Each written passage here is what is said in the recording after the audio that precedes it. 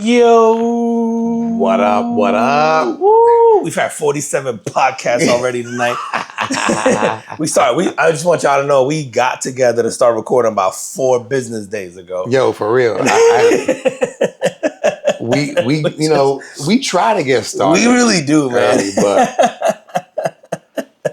but we be running crazy. We be doing a pre-pod and then a pod and then a post-pod and then we do the real pod. You know, one day we're just gonna. I'm gonna walk in here. We're just gonna hit record. Yeah, but then we got to be ready for pretty much everybody we know to just to cut us off, abandon us. Yo, welcome back, everybody, to the Karma Footman Podcast. He's Juan and I'm Sean, and every week we get together, have a few drinks, talk about things going on in the world, try to focus on things making an impact, whether they be good, bad, or otherwise. Hit them with the drink of the day. Bro, I've been in here crip walking, doing my little heel toe. We got like a delicious ass take on a gin and juice this week, man. And using an Italian liqueur that I've never had before. So licor strega, or licor strega. I don't know that I've ever had this. It's a bunch of herbal, botanicals and stuff like that. I'm not even going to begin to try to tell you what everything that's in it, but it's a shit ton of stuff. Well, we basically in a cocktail shaker did 2 ounces of the gin or a shot of the gin, an ounce of the licor strega, which we'll put that down when we put the liquor recipe out because you guys gotta try. It's delicious on its own, but an ounce of that, and then 3 ounces of orange juice, 3.5 ounces of orange juice. Shake that up, pour it in a Collins glass filled with ice, garnish with an orange wedge. If you do it right, it'll look like the one in my glass. Sean, for whatever reason, Sean made these and mine all came out just like impeccable. The orange looks like it was cut using like a machine and AI and all that is beautiful, symmetrical. And then his looked like a kid with Parkinson's might have cut it. My orange is drowning. Yeah. Your orange looks like the kid from Breaking Bad. The son, like he cut it. But no, this one is good, man. It's so good, bro. I was pleasantly surprised with that Straga liqueur. Yeah, same. Yeah, so it's I don't really good. think I've ever had, like, I definitely have never purchased it. I've definitely, like the only thing I can think of is like, have I tried this in like a cocktail that I had at a restaurant or a bar? But like, I'm pretty good about going like, oh, what the fuck is in that? And but like, yeah, I don't think I've ever had this. And I thought I'd had all the, the Frangelicos and all the Italian liqueurs. Like, man, but that's like, it goes to show, man, no matter how long we've been doing it, bro, there's always something. There's always something else, man. And the gin, we went with the number 3 London Dry Gin.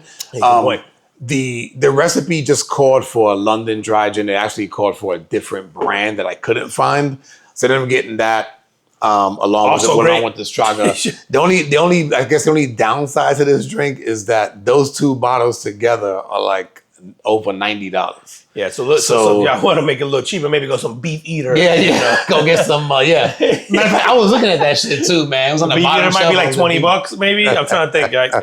But man, won't be disappointed at I would say, it might cost you that much, but we'll tell you tomorrow too. Maybe we'll do a post, a catch up on next week about how we feel in the morning. Yo, but for real. I think you won't be disappointed with the flavor because that gin by itself was great. It's good. And we tried the liquor Straga by itself, and it was good too, man. Yeah. It was like, and oddly enough, AI told us to drink that shit on its own with ice or just chilled in a glass, and that would be good on its own.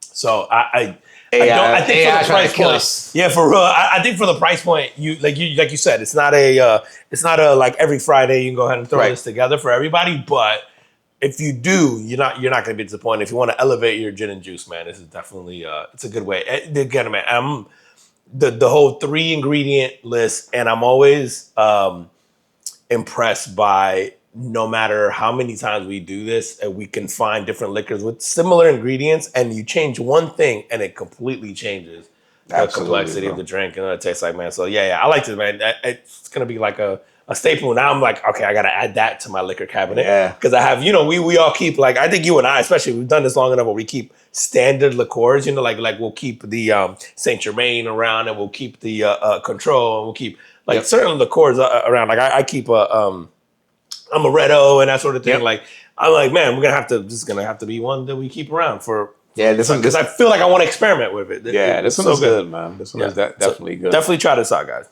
All right, man. Hit him with the carbon footprint. What we got, bro? I feel like I haven't had one in a while that I was that I felt like unanimously this week deserves it. But I'm gonna give it to this principal out in Oklahoma, actually. Yep. So Paws Valley High School principal, his name is Kirk Moore. So shout out Kirk Moore. He was shot in the leg after charging and tackling a gunman, a kid named Victor Hawkins, who's 20 years old, who was a former student at the school. And there's a whole video of it online from the surveillance in the school. And Kirk Moore, man, he sees this kid. This kid's about to go off and shoot. And before he can get any shots off, man, the principal tackles him. But he did get shot in the leg, no? He got shot in the leg in the midst of it. Do you know at what point? Because I watched the video, I didn't see the point at which he got shot. I think in the initial tackle, it looks like when the kid drops a gun, it happens to when he knocks his arm down, it happens to shoot him in the leg. Gotcha. And then another staff member from the school, I don't know who the other person is, but they come in and they take the gun away. Yes. Or the gun falls and they're able to get it away. And he holds the kid down. But... man, like it wasn't a small kid either. No, man, he's an adult, bro. And it's like an adult. You know, it's not like you said, it's not a small like scrawny dude. Right. Like tackle him, and also when you're him and you're going after this guy, you gotta and maybe you're not even thinking about it, but there's gotta be a part of you that goes like, I'm about to die, or like, hopefully getting away or minimize damage or whatever. Maybe you're not even thinking about the thing. You're just like, I gotta get to this guy. Yeah. And then whatever happens, happens. That's what I think happens, bro. Yeah. I don't think that you go in there going like, oh man, if I do this, I could die. Mm-hmm. I think it's like, I think for this principal, he had to be thinking something along the lines of, you're in my school. I'm charged with protecting my students. Like, I'm not letting this happen. No, man, but and he went in. He just goes sort of like in the line of fire, and basically takes this guy down and just lays on him. Yeah, I guess until the authorities get there, right? So kudos to him, man. Like, it's one of those things. It's one of those things that you watch and you go, if that was sort of like my family, it's like one of those things that you would do for your loved ones. Yeah, right. You would put yourself this guy's doing this in harm's way for your loved ones, and so for this guy to do this, and this is not, like there's certain jobs that are more than jobs, and things that you would, or jobs that you would be willing to put your neck on the line for, and I think clearly this guy believes that his job is more than just a job, and he knows that all these kids' sort of lives are in his hands. Yeah, unfortunately, right? Yeah, unfortunately, but it's fucking awesome that he was able, or that he was willing to do that. Right? He could have easily went like, "Oh, gunman, call the cops. Yeah, get the fuck out of here. Hopefully he doesn't. Lock the door or whatever." And he went and he challenged this shooter head on. So kudos to this guy. You get the carbon. What's his name again? Kirk Moore. Kirk Moore. Paws Valley High School in Oklahoma. Yeah, shout out to you, man. And I'm sure this guy's not looking for kudos or backup. No, absolutely not. And again, I know this shit happens so fast and all this stuff, and you're just acting on instinct and all that. But like you said, man, even if as a parent, you send your kids to school and you hope you don't get shit like this, but we unfortunately live in this reality now where we get text messages all the time. The kids are doing like, lockdown drills or the school has to be locked down because there's someone in the area or whatever it is. They do the active shooter drills. And so like, I think if you had someone like that at school and you hear the story, you're obviously distraught and you're like, fuck, man. But you're also immensely grateful and thankful because this could have been horrible. Like, it could have been horrific, right? Like, who knows how many people would have this guy gets to, right? Would have died. That's right. If this guy doesn't take this action. So shout out to you, man. I think, bro, I don't think this is unique to me. I think when it's funny, like you see a story like this, and I think if you're not a parent, it doesn't register as well if you're not a parent of a kid in a school. Yeah. And certainly I think in like the climate today where like the unfortunate realities, our kids do these like active shooter drills and like, here's where you hide when this happens. And, you know, which is something like you and I didn't have to do in school. And so I think it hits a little closer when you're just like, fuck, man, like, I can recall texts that I get where it's like, school's on lockdown because, you know, whatever. Or like, they're like, hey, they think someone's in the school. And then it's a false alarm. You know, a lot of times it's a false alarm, but the schools have to take, you know, precautions and stuff. And I get that and I agree with it. But, you know, like if you're anybody who's ever gotten those texts or you're just like, fuck, or your kid's telling you, hey, we're on lockdown. And, you know, for a second, your heart's like in your fucking throat, bro. And, you know, like to see a story like this, I was like, man, that hits a little closer, I think. I think just anything with our kids always tends to like, bro, man. And so two things struck me on this, man. First and foremost is like looking at it from his perspective. Like, is that guy going home and then rethinking the situation and going, what the fuck was I doing?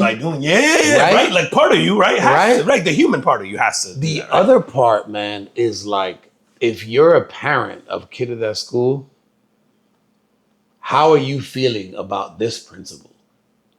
Like when you're seeing this dude, it's like, hey, yo, he's like, oh my god, hey, bro, yo, you know what I'm saying? Like, yo, you the man. And like, wait a minute, you're gonna what? You're gonna fire this guy? No, you're fucking not. Like, fucking not. Like this guy's gonna have parents showing up to PTAs, everything, bro. Yeah, I can guarantee you'll get better participation, God, better. Like you said, bro, I'll be that dad in the car line. I'll see him. I'll be like, yo, right, yo. Gang. Whatever you need, bro. Yeah, man. You fucking right. I mean, what you drink, Kurt? I'm getting you a bottle of that a week. I don't know if this guy's married, but I hope when he got home, he got everything and anything he ever wanted from his wife. I hope that I'd have been, you know, to your point, I'd have been insufferable because I'd have been talking mad shit. You go home and your wife asks you like how your day was. I'm like, well, I'm a hero. I don't know if you heard.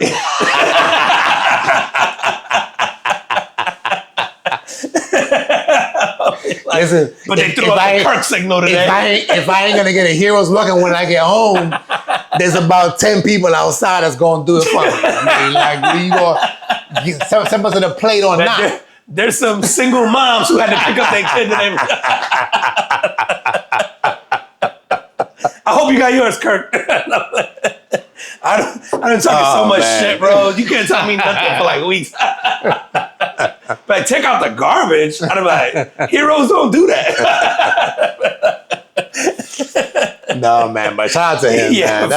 That's fucking awesome. Hell yeah, man. Yeah. I hope, and man, and those kids gotta feel, it's gotta be scary, but a little safe. Like you said, if you're a parent and you know that guy's there, you're like, yo, fucking that guy. You can talk about it, but to be about it, like that's a whole nother ball game, man. So shout out to him. I'm glad fucking no one got hurt, man. Bro, and then how many, you know, sometimes like us as parents, like we'll talk shit about the school system and how they do stuff in the school. And whatever. Yeah. How much of that just gets turned around and you just like, I don't give a fuck what they do in there. That guy's in charge. I'm in. Yeah, for real. I mean, he said y'all got to do tests. Well, goddamn it, y'all got to do some tests. No, and I don't like to call out like the guy carrying out the act, right? In this case, the kid Victor Hawkins, 20. I'd say kid. He's 20. Because I don't like to give the notoriety or the popularity. Yeah, but also, man, on the flip side of this isn't a life sentence, right? Presumably for this kid. He doesn't do this like life altering, catastrophic event obviously for people, but himself. And maybe, you know, I don't know. This is one of those things where I want to revisit 5, 10, 15 years from now and go like, what does this guy become? Does he just become someone who eventually does something anyway and spends his whole life in the system? Or not? Or is this right? Or is this the reset or the life-changing event that hopefully leads him down a different path and was life-changing for him, right? Because this is the difference between is it life in prison or does he off himself in that moment, whatever? Yeah. Or does he get, you know, however many years he's going to get for this and then can rehabilitate and then change his life and get mental health assistance and all these other things and then, you know, make a change for the better, like later on. Like, it's like the amount of lives, like, yeah, it was like the kids that didn't get killed, but also, you know, I think a lot of times in these cases, like, we don't look at forget about that the other person. Right. You forget about that guy. Yeah, because he's you know, right. In our mind, he's a piece of shit and stuff. And in this instance, yes, and who knows what he's going through, but, like, this guy now gets another chance. And it's like, don't fucking waste it, man. Like you got another chance of like, yeah, you might do 10, 15, 20 years in prison, but you're coming out as like a 40-year-old or whatever. Like I don't know what this guy's gonna get, you know, and maybe it's not that, I don't know, but I'm gonna assume he's gonna get out a minimum like a decade, right? And like, what do you do with your life after this? Like you got a true second chance. And you didn't take lives, and you didn't completely ruin yours, you know. So it's like, I think just all the way around, man. Like unfortunately, in 20 years, we'll forget about him. Yeah, you're fucking right, man. When we talk about it, but 20 years, Kirk lives on forever. Kirk didn't just be like, pour it out for Kirk, man. God Cheers. damn, yo. Kirk the man, bro. All right, well, on the flip side of that, man, there was a story this week. An NYPD officer. A sergeant got arrested for launching a cooler into an oncoming person on a motorbike. Yo, so he was actually how big was this cooler? Like when you say cooler, you talking like some Igloo fucking? It's an Igloo, but not. I saw it. It's not crazy big. It's one with a handle that you can carry. Okay, but big enough. But it's not like a lunch size. No, like not a lunch. Bigger than a lunch. Oh, goddamn. Yeah. So actually, he wasn't arrested. He was sentenced this week to 3 years in jail because he fucking killed a guy. Oh, shit. They were doing. He was guilty. He was convicted of second-degree manslaughter, and there was video evidence. Unfortunately for this guy, they were doing like a drug bust. And this guy takes off on a motorbike. Okay.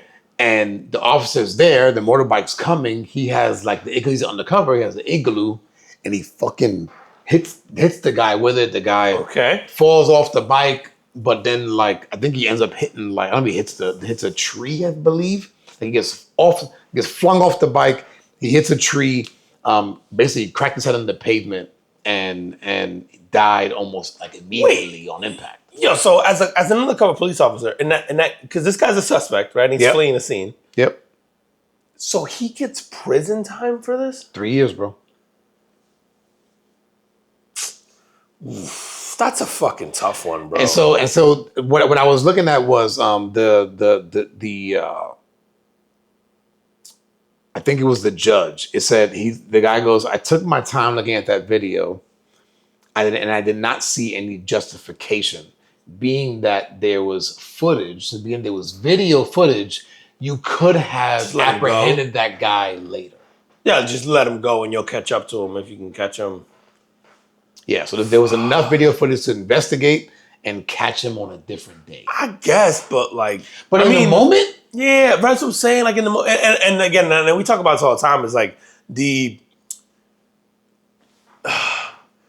unfortunately, what we ask of police officers and a lot of times is super difficult for any human being to do.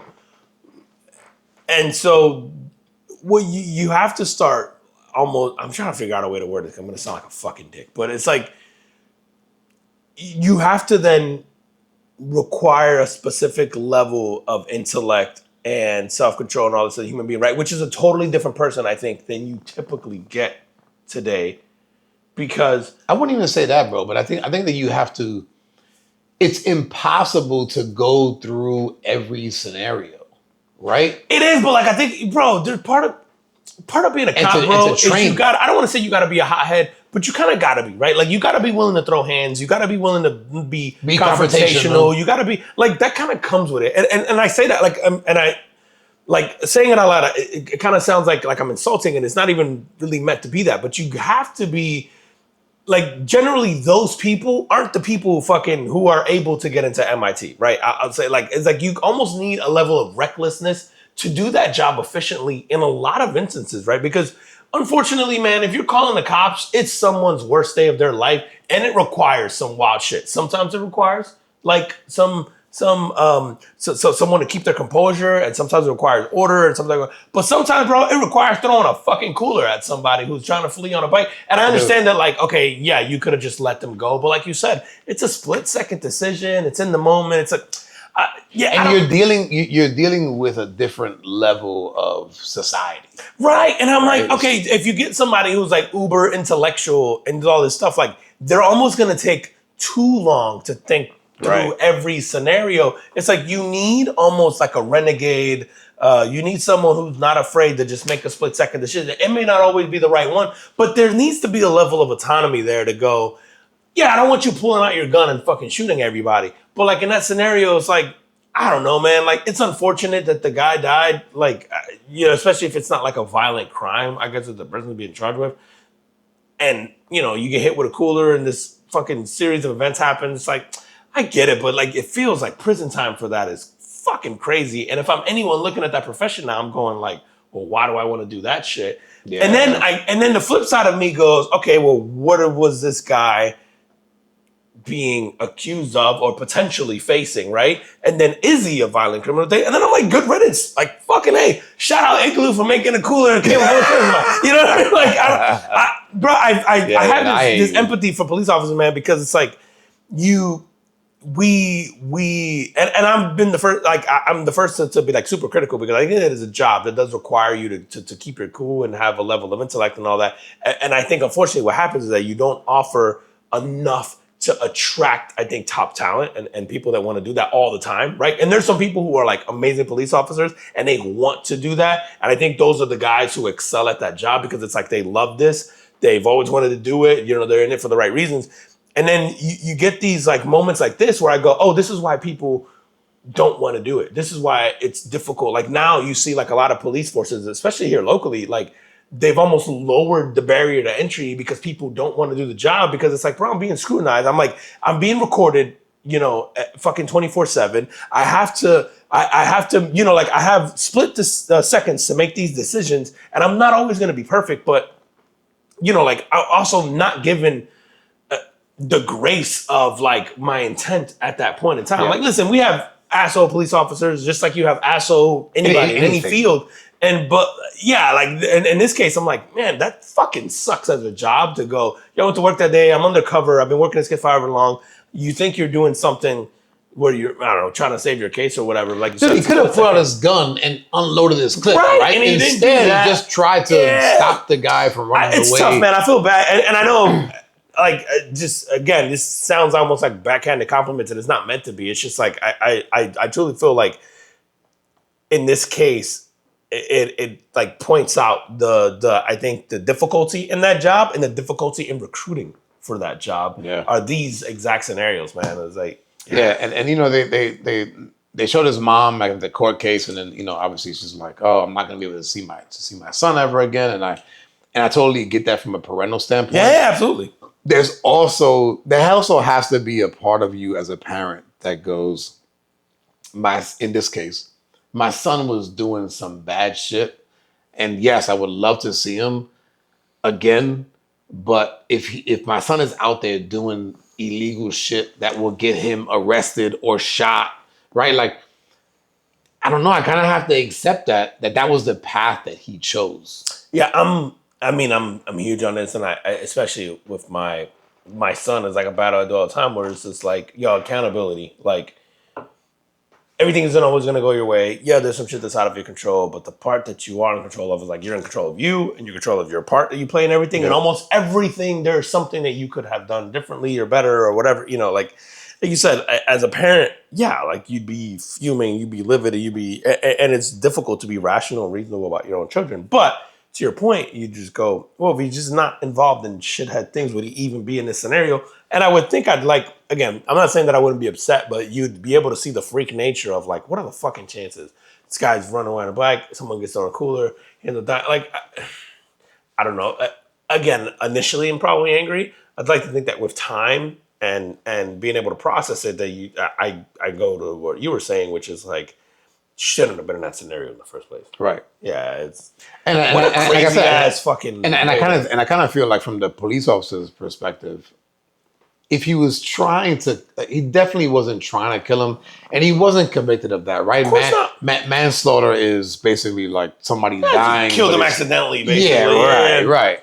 But like, I mean, the other part of this is like, I would like to know what this guy's record is. Like, maybe but fuck, if he was running away, if let's say he wasn't on the bike and he was running away and the officer tripped him and he fell and hit his head on something and passed, are you getting the same? Probably, right? You know what I'm saying? Yeah. Like, is it? I wonder, man, from the judge's standpoint, is it because I use an object, or if, like I said, if he was on foot and I tripped him just to stop him, and he died, am I getting the same sentence? Yeah, and then here's like, again, like where I have like empathy for these police officers, because, okay, let's say you just let him go and this guy goes and kills someone, you know, because he decides to hijack. Right, for whatever reason, right. Or whatever, right? And then it comes out that like, well, this police officer had him and he didn't do enough to keep him from getting away. Right, like there's the flip side of that, and then there's an internal investigation, and this guy gets suspended, and blah blah blah. And I'm sure maybe he ends up getting to keep his job, but now the public scrutiny is like, well, you fucking let this guy get away, and you got someone killed. And you know, it's like this guy had, like you said, a split second to make a decision.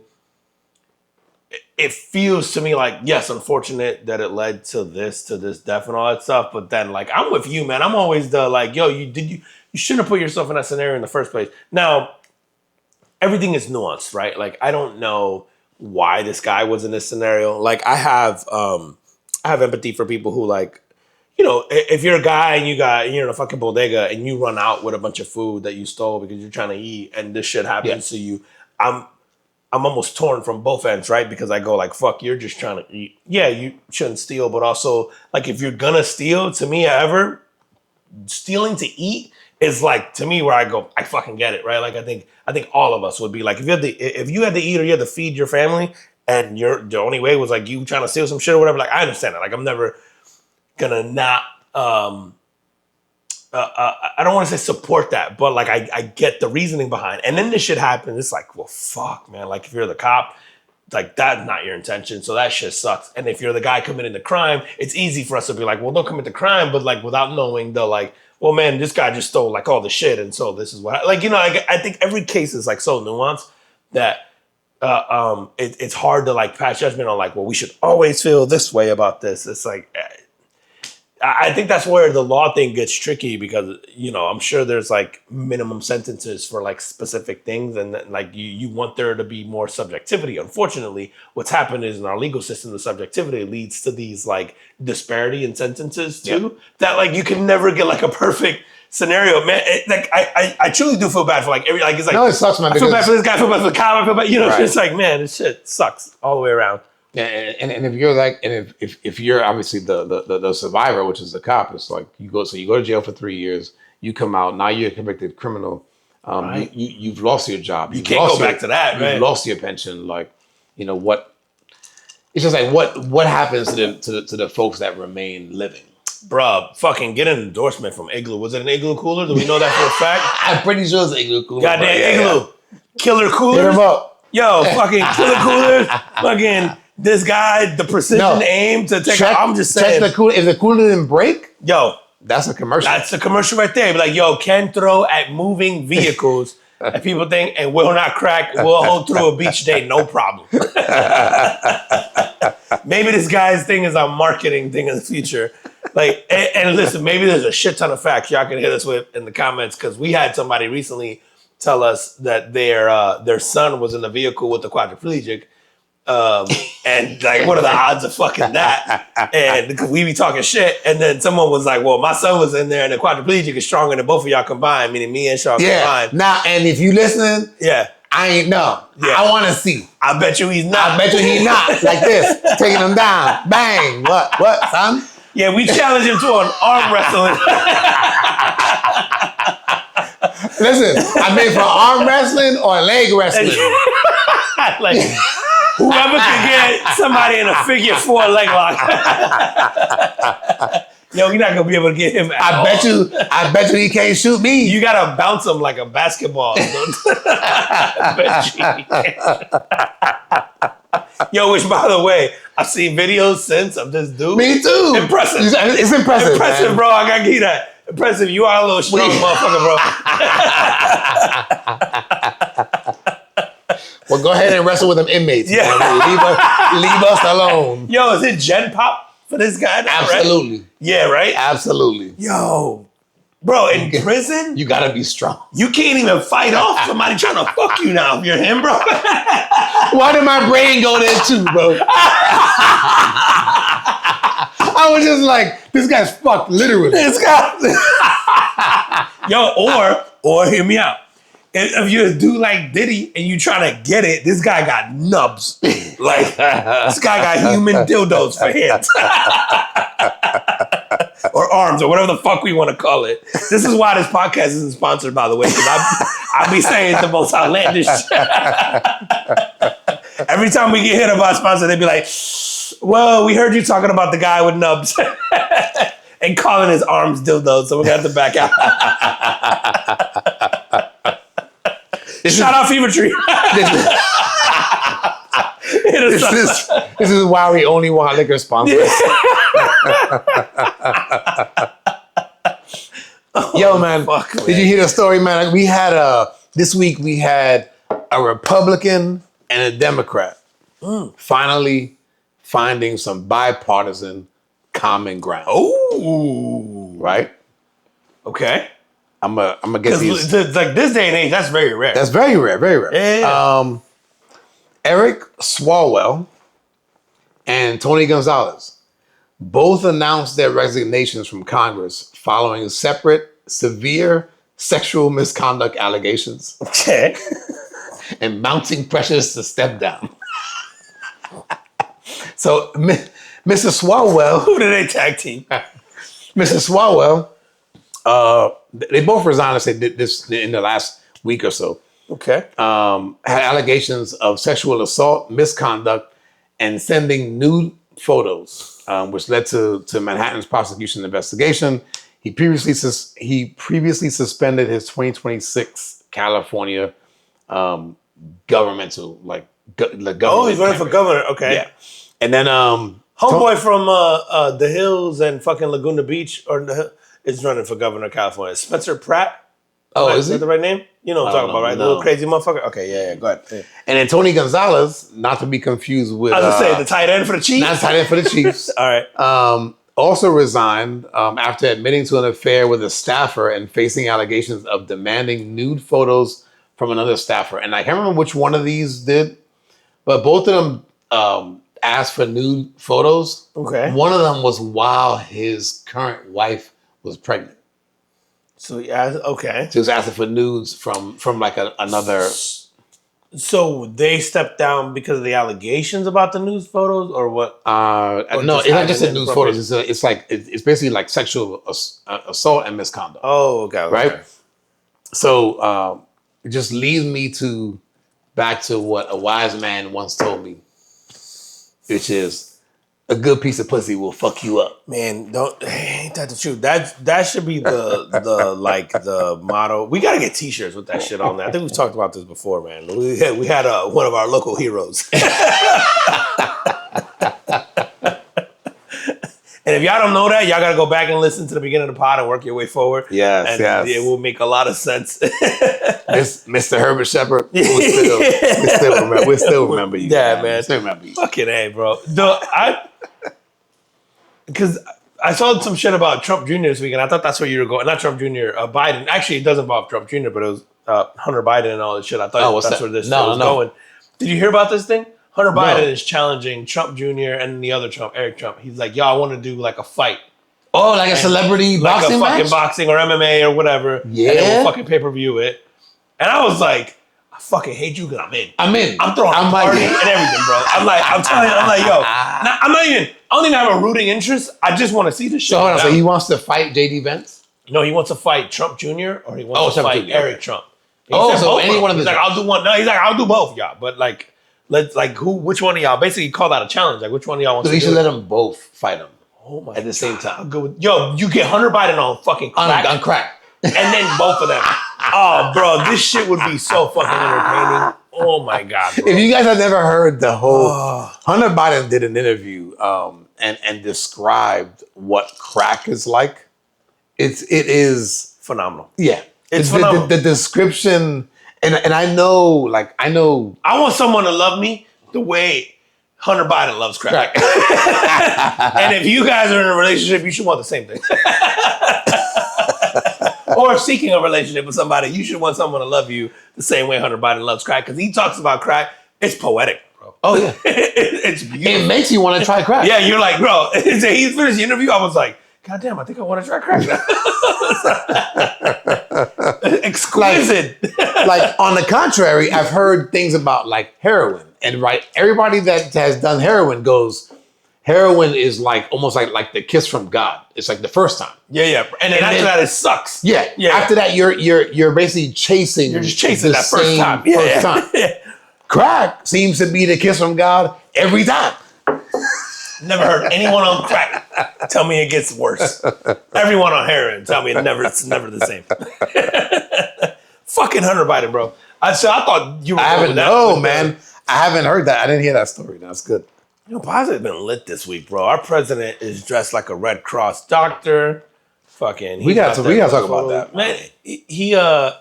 Man, Trump, man, he out here trying to do the Lord's work.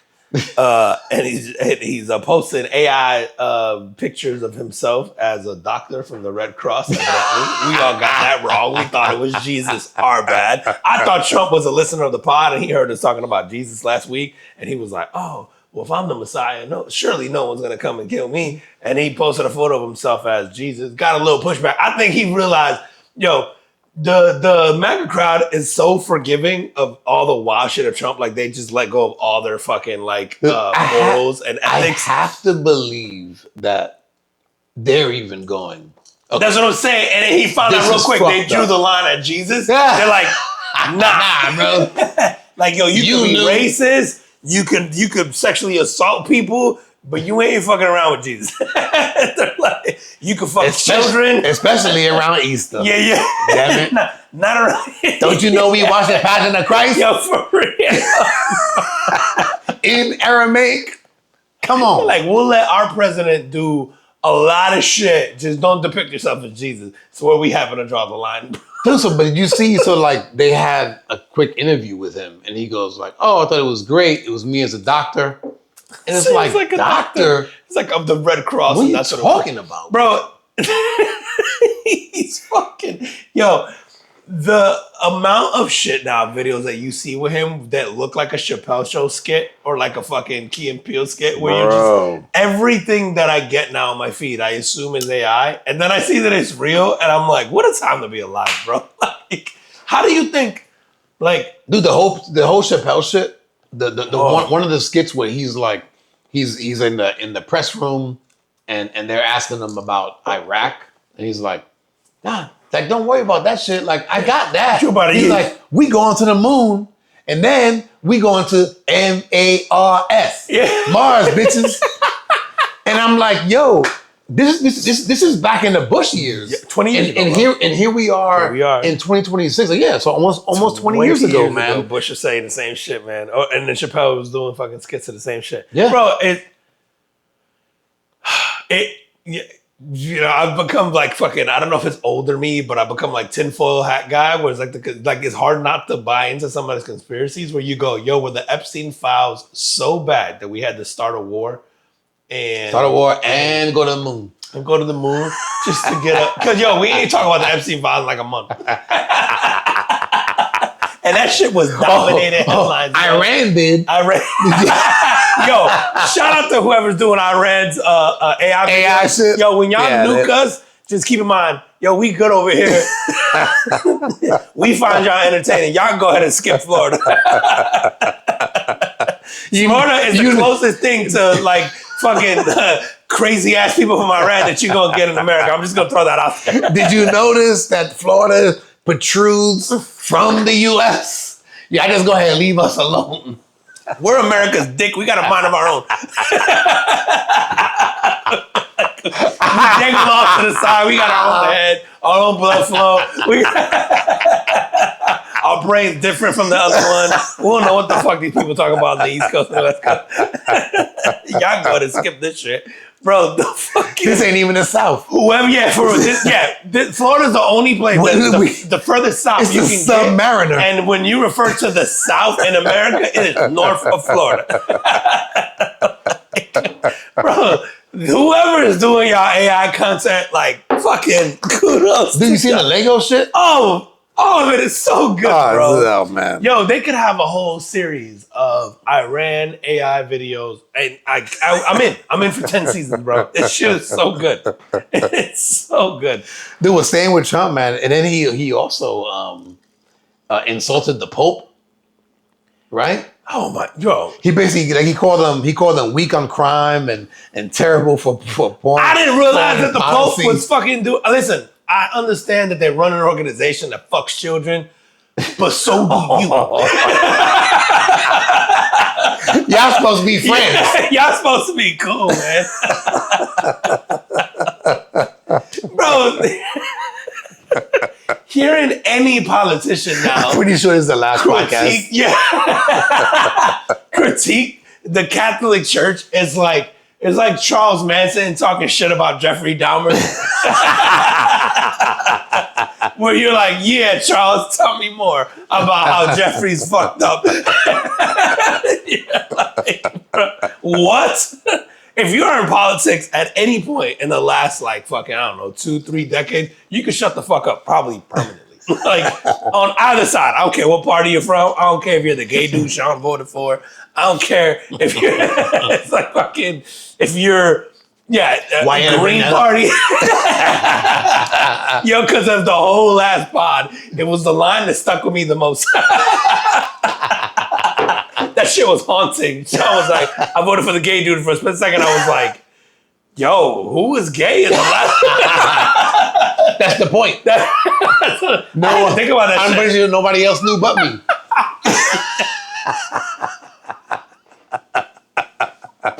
I was like, I didn't even know Kamala liked girls. I was confused as fuck.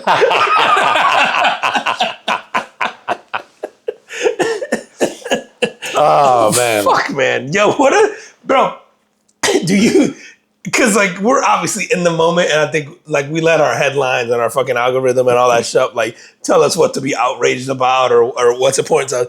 Like, 10 years from now, do we look back on this time and just not give a fuck? Does none of this even matter? Because, you know, like, if you turn on the news now, you look, or like, you pay attention to social media, it's like the end of days, right? It's always the extreme. It feels like that, yeah. It feels right. And it's like, what is it really? Like 5, 10, 15 years from now, is this shit just like, when we talk about this time, we talk to our grandkids or our kids, are we just like, yo, the shit was crazy. It was like offset of AI. We had 2 presidents back to back that were fucking senile. Like, just so wild shit was being said on the internet. How do we even look back at this time? Do we look at it as crazy as we think in the moment? Or is it just forgotten and we move forward like we always do and it really didn't matter? Like, yeah. Because a lot of times, I think nothing. Things really don't matter. Yeah, right. Nothing. Things matter or appear to matter in the moment. Well, they're distractions in the moment. Yeah, I think in the grand scheme of things, they're distractions because, and I don't want to say they don't matter in the sense of like not that the things aren't important, but they don't matter because like we won't pay them that much attention once we get the next distraction that kind of shifts our focus, and we'll forget about all the shit that we're mad about now or outraged about now or whatever. Truly, does this time frame in history change anything about the next 5 or 10 years? Like, truly. 5 or 10 years, maybe.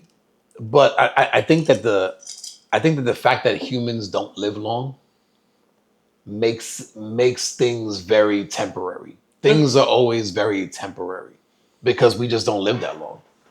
And so, yeah, maybe the next 10 years might be affected by what's going on now.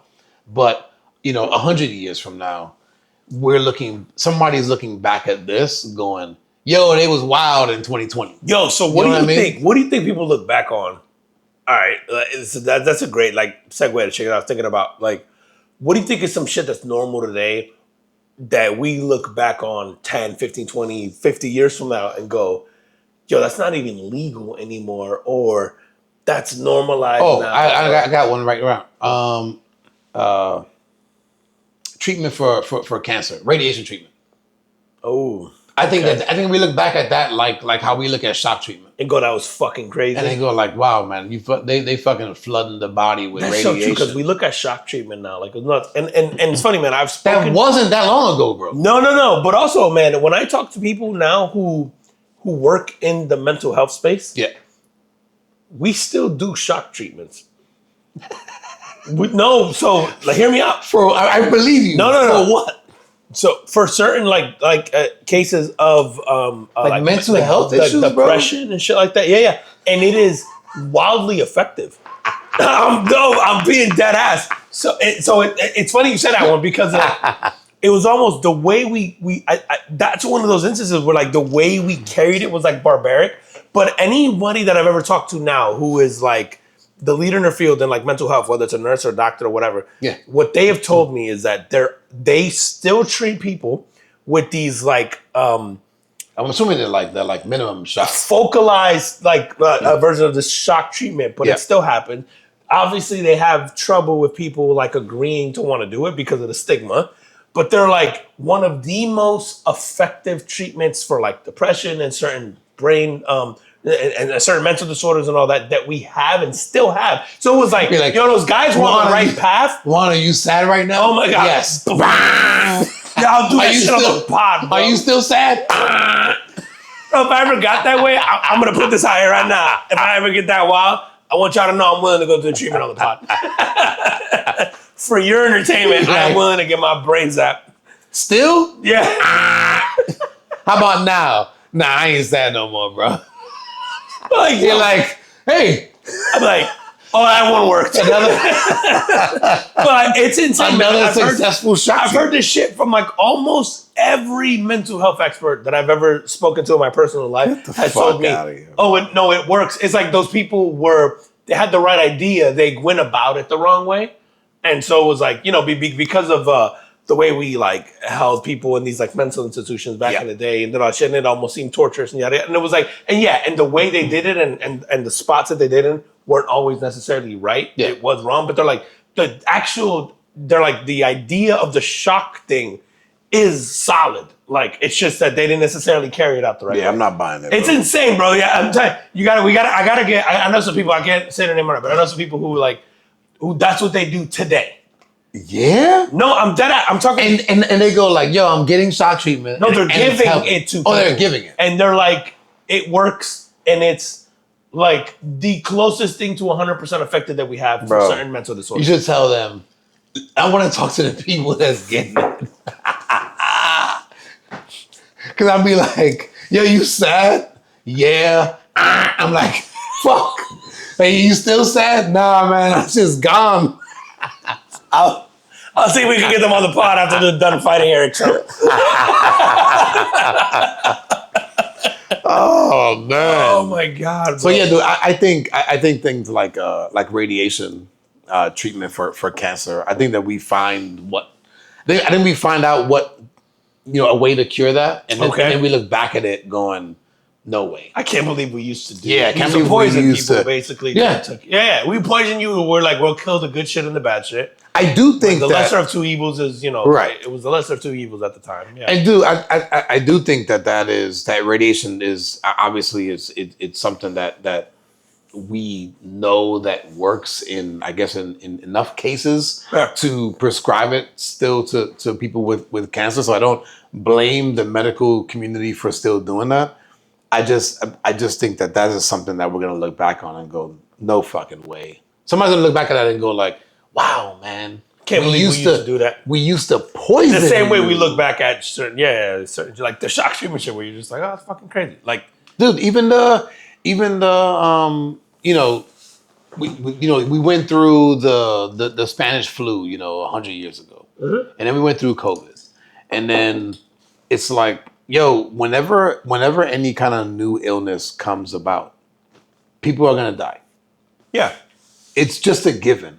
You don't have to stay in your fucking house and sort of prevent the spread. Like I understand why we did it. Yeah, but we did it out of fear and not really out of like good information. Do you think that had a lot to do with the fact that we have had a fairly cushy existence, like meaning humanity during this time frame? Absolutely, and so we didn't know how to respond? Or do you think, again, like the fucking tinfoil hat guy is like, yo, the government did that to keep us locked up and inside for a prolonged period of time or to distract us from all this other shit that was going on at the time. Like you go back and look at news stories, there's all these things that were happening at that time that people are like, oh, they were trying to keep us from kind of paying attention to that, and this happened. Or, like I tend to be the kind that's like, it's been such a cushy existence that something like this comes around, and we kind of do the best that we can with the information that we have at the time, but we're not used to going back to like the police discussion. It was like,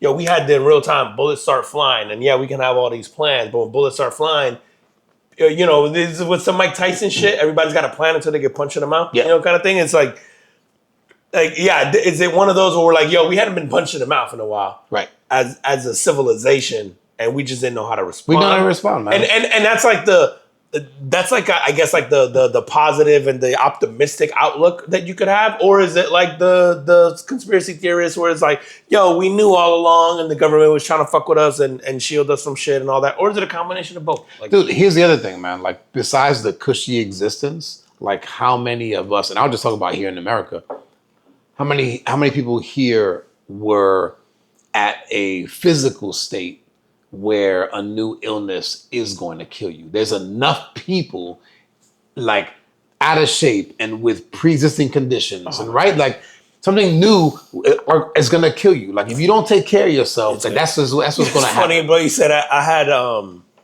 had dinner recently with somebody that I work with, and they're based overseas in Europe.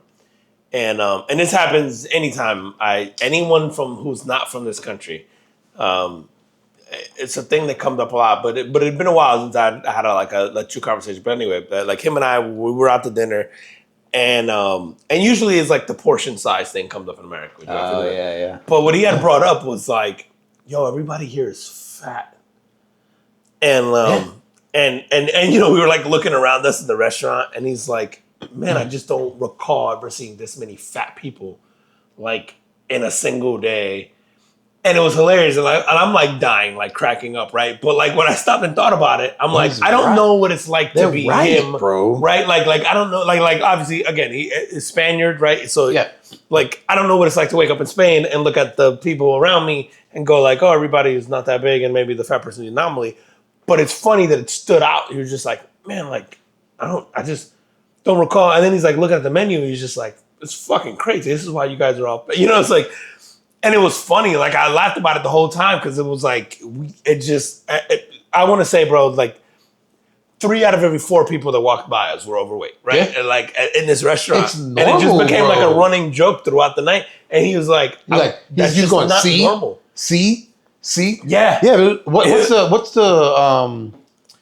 the Disney movie, fucking is it WALL-E? Yeah. Right? All the humans, where everyone all the humans are fucking fat and they're all rolling around in these little like these little fucking contraptions. That movie is so ahead of its time. Or oh not. My god! Right. It's like right. It's just always been our existence, and we're just not. Yeah.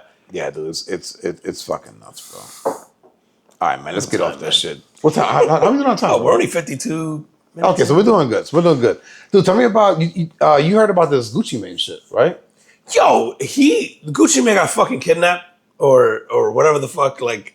Yeah. Like I don't know the details. I'm hoping you got some of that, man. But I've loved listening to all the fucking other rappers talking shit because Pooh Shiesty, he's the one that's in jail. Yes, right? For allegedly kidnapping. No, but he was in jail, right?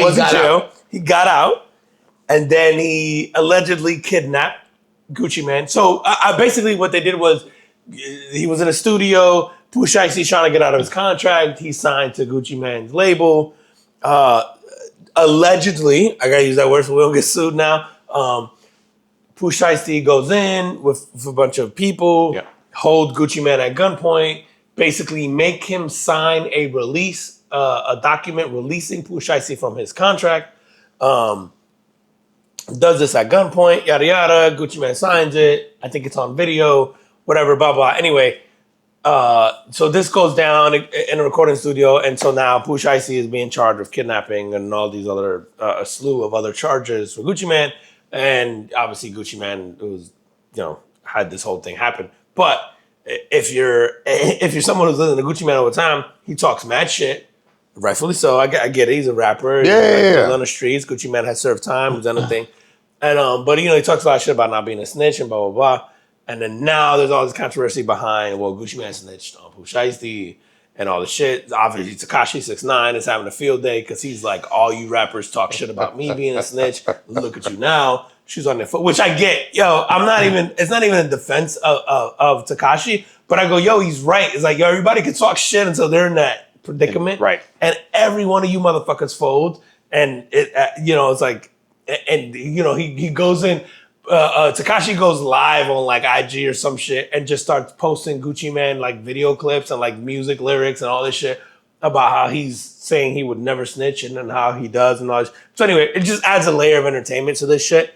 Because the rap world is so fucking boring right now, bro, that this shit is like dominates the headline because we got nothing else happening in rap. Other than Jay-Z fucking headlining a concert Stadium, in Yankee Stadium in July.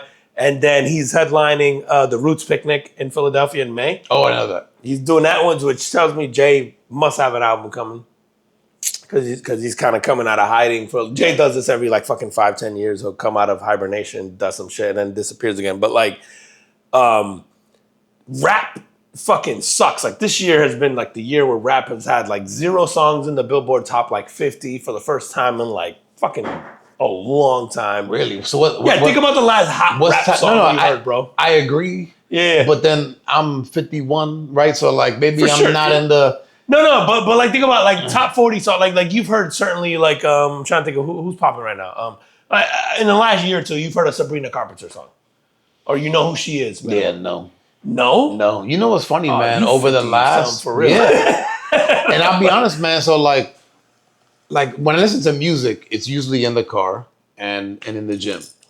And I'm on Spotify, and on Spotify, I'm listening to songs that I like, that I know. Occasionally, I'll hear new shit, but it's usually either I hear it out or it's funny, man, that I'm talking about this because I'll hear it out if I'm at a party or if my son will go, hey, have you heard this? Okay.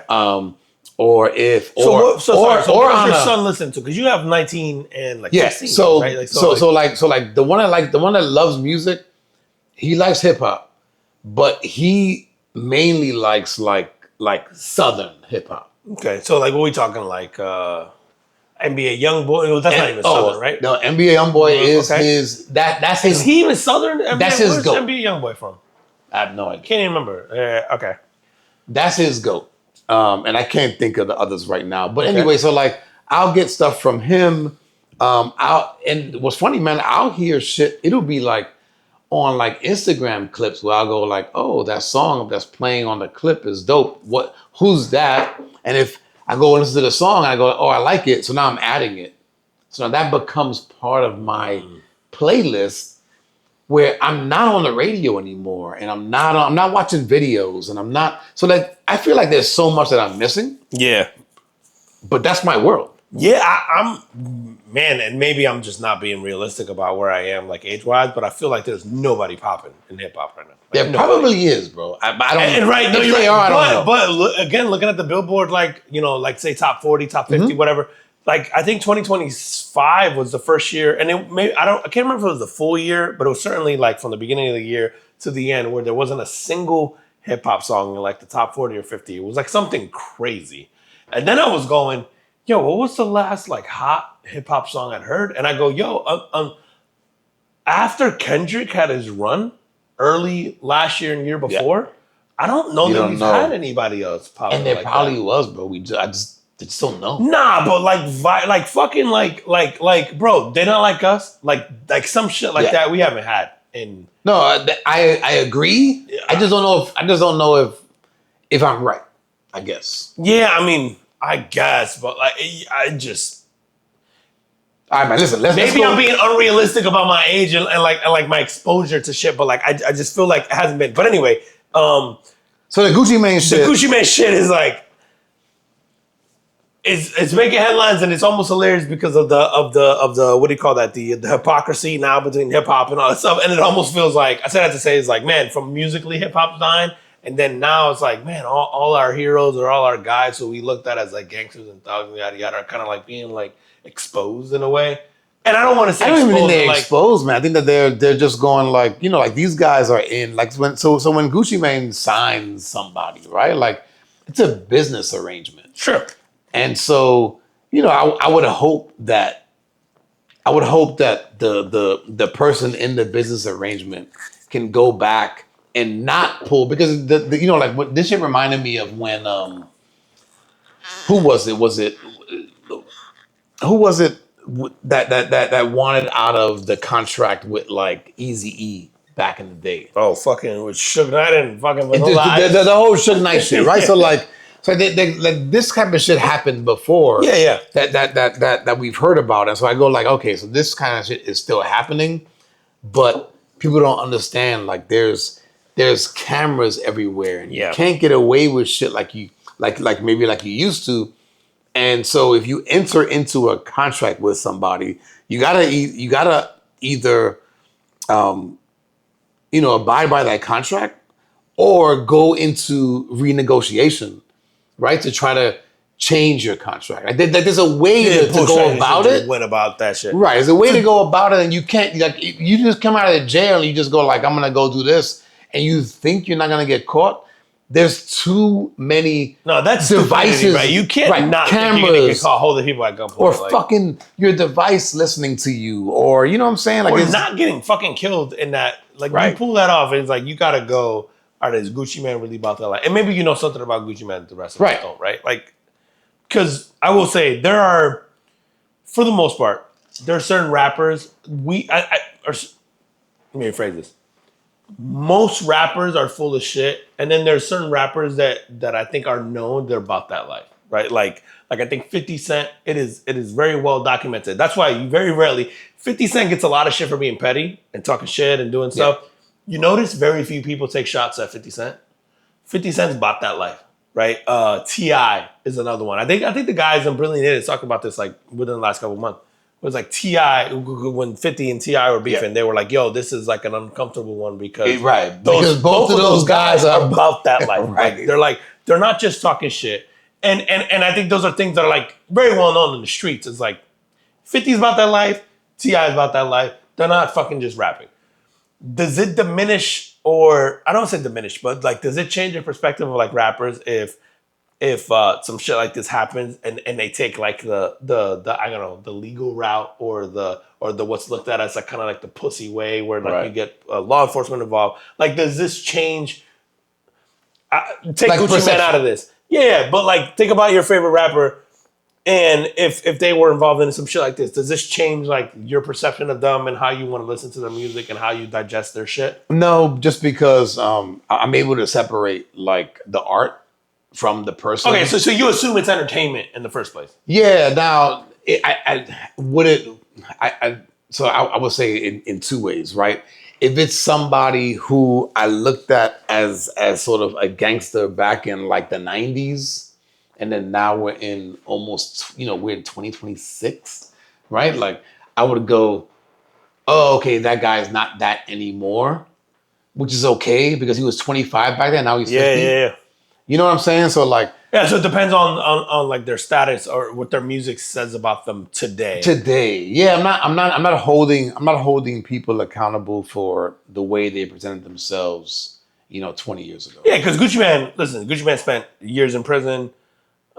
Came back and for all we know has made like a really positive transition in his life, and I'm happy for that. I'm happy for that. I guess I don't want this to come off as like a knock on Gucci Mane because like I get why he did what he did. No, but like the whole street cred shit behind it, right? Yeah. Like, I think that's exactly what it is. It's like when you're in an industry like hip hop.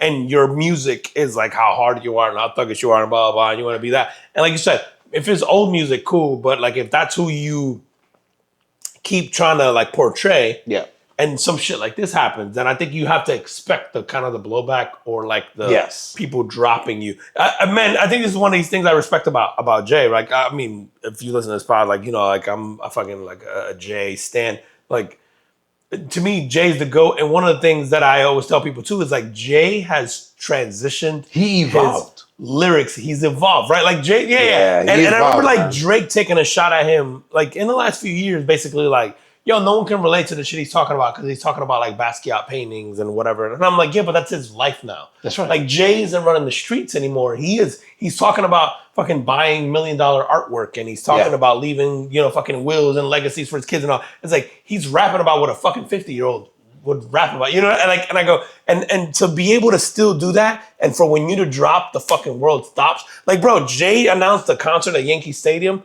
and there were 800,000 people in queues trying to get tickets. Yeah, it's crazy. Like it's good for him. Fucking insane. Yeah. It's like the obviously the catalog speaks for itself, like the longevity. But I think the reason Jay has stayed relevant is because he's evolved. Like to your point, he's not like a 50-year-old pretending to still sell coke like a 24-year-old did. He's talking about, I got kids, and I got a wife, and I've done shit I'm not proud of, and I buy fucking paintings now. That's where I'm at, and I'm buying fucking Patek Philippe watches, which is like, these other rappers are talking about like, a $10,000 watch. Jay's like, I got a fucking $500,000 watch. It's like he's changed.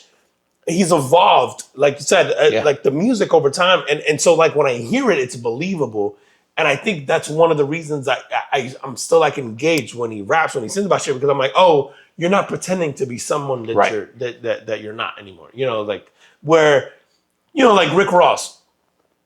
I think he's one of those guys that gets like a lot of slack because it's like, Rick Ross, love his music, love his thing, had some bangers, right? But then Rick Ross is like, but you were a corrections officer. You were all this, and that. And it's like, but you're still rapping about all this other shit. It's like, it didn't line up like timeline wise of like the human being we saw. Rick Ross is like, great businessman, owns a bunch of shit now. It's like, you can live up to the rich guy persona and all that shit now. But it's like when he's talking about the gangsta street shit, most people are kind of like, maybe not about that. Maybe not. Right. But he does enough of the other shit where you're just like, oh, okay. Like I get it. But yeah, I think that the Gucci Mane shit brings up an interesting thing now because I think Gucci Mane's perception was always the like hard fucking Southern, fucking grills and, like I think, and Gucci to his credit has evolved. I just don't know that the perception of him has caught up to that already. Gotcha. Yeah. But all right, man. I know I know we're well over an hour, man. Let's wrap it up. Tell them where they can find us. At the Come From Podcast on IG, on YouTube, on Facebook, on TikTok at Come From Pod, X, and all your favorite audio platforms: Spotify, Apple Podcasts, Audible, Amazon Music, JioSaavn, Ghana, TuneIn, Podchaser, Pocket Cast, Radio Cast. Anywhere where you guys get your podcast from, we're pretty much on there. YouTube has its YouTube Music, the audio version, so go ahead and listen to us on there. Make sure you guys follow, hit that subscribe button, hit that like button, turn on your notifications. Leave us, engage. Drop us your drink idea. Drop us the things where you think we're crazy. Tell us that your kid was in the car with an amputee. Whatever you guys want, whatever rocks your boat. Or tell your smart device to play us. Tell your Apple, tell your Siri, tell your fucking Alexa, tell your Google Home, whatever, to play the Cover Foot Podcast, and it'll find us. Thank you guys for spreading the news and sending the messages and doing everything else. It's cool as fuck. I think we've gotten more engagement recently than I can recall, I think, ever in this pod in terms of like people hitting us up. And whether it's a comment about an episode or a comment about a specific topic or drop us a DM about some shit. Like, I think we've had the most engagement we've ever had recently. Yeah. And, man. And it's funny, man. I'm super critical about, like, obviously anything I do. And like, nobody's harder on me than me. But I was looking at, like, just stats recently and, like, the downloads and, like, what we get on an average per month. And I was kind of just like, all right, that's kind of fucking crazy. Like, and the other part of me goes like, nah, we need more. But it is kind of fucking wild. That, it is, man. 4-digit amount of you guys decide to fucking listen to us every month. Like, sometimes you go like, if you had 100 listeners and you put those 100 people into, if they showed up, right, like that, and that's what happens. Like you guys, like you show up, even if 100 of you show up, it's like if I had a venue with 100. And 100 people show up to listen to us. Like Like, who the fuck are we? Yeah, it'd be fucking nuts to us, man. So and I think we average something in the thousands of unique listeners. Yeah, in it's a cool, month. man. And so that's cool, man. That's not lost on me. As hard as I am on myself, and on this and on the pod, and you know, I mean, I talk to you about offline about this shit a lot, but like sometimes you see that and you're just like, that's fucking crazy that many people take the time to listen. So absolutely. So shout out to you guys. So we definitely appreciate it, man. All right, I'm gonna leave you out with this. Listen, you shouldn't exist. I'm gonna tell you why. Over 1 trillion events, in order for you to exist, 1 trillion events had to go perfectly right. Just go back 40 generations. You have over 1 trillion ancestor links. Every single one had to do these 3 things: survive, meet the right person, and reproduce at the exact moment. One break in any of those, and you vanish. So realize how lucky you are to be alive. Yeah, high five your mom for not swallowing that time. Or your dad not rubbing one out before. Have perspective, goddammit. Yo, we appreciate you guys. We'll see you next week. See you next week. Peace. Peace.